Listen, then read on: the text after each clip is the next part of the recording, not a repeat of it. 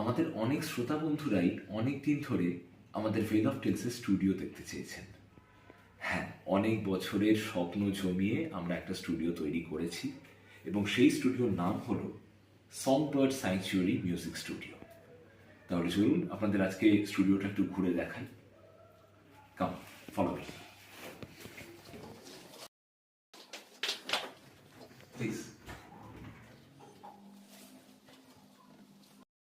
এই হলো আমাদের ভেল অফ টেলসের ছোট্ট স্টুডিও।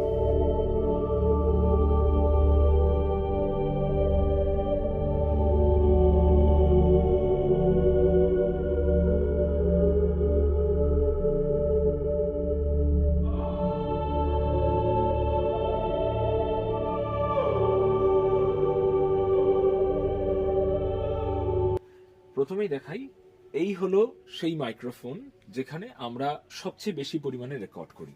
অন্যান্য মাইক্রোফোনও আছে, এখন এই মুহূর্তে আমরা এটাকে ইউজ করছি, মানে বিগত 2 বছর ধরে আমরা এই মাইক্রোফোনটা ইউজ করছি।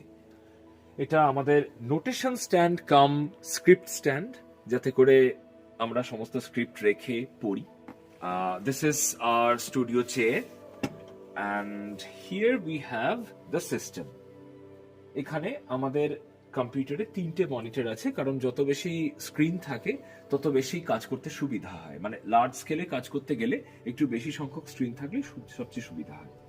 আচ্ছা, তার পাশাপাশি আছে আমাদের কিছু মিডি কন্ট্রোলার, যেগুলো আমাদের অডিও স্টোরির ক্ষেত্রে তো কাজে লাগাই, প্লাস আমাদের মিউজিকের ক্ষেত্রে, মিউজিক প্রোডাকশনের ক্ষেত্রে খুব বেশিভাবে কাজে লাগে। এই একটা মিডি কন্ট্রোলার, এই একটা মিডি কন্ট্রোলার, আর এইখানে আছে আমাদের থার্ড এবং সবচেয়ে স্পেশাল মিডি কন্ট্রোলার। ওকে, আচ্ছা, এটা হচ্ছে আমাদের অডিও ইন্টারফেস। এটা হচ্ছে আমার জীবনের প্রথম গিটার।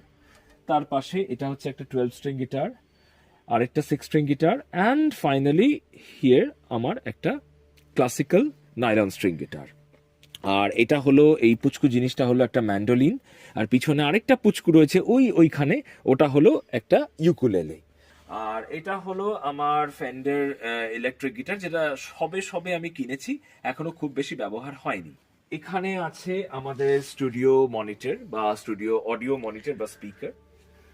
আর তাছাড়া এখানে আছে একটা সাস্টেইন পেডেল, যে সাস্টেইন পেডেলটা আমাদের একসাথে, মানে একটার সঙ্গে কানেক্ট করলেই একসাথে সমস্ত মিডিগুলোকে কন্ট্রোল করতে পারে। এটা হলো একটা ইয়ামাহা P145 ডিজিটাল পিয়ানো। কেমন লাগলো আমাদের এই স্টুডিওর ছোট্ট ট্যুর অবশ্যই কমেন্টে জানাও।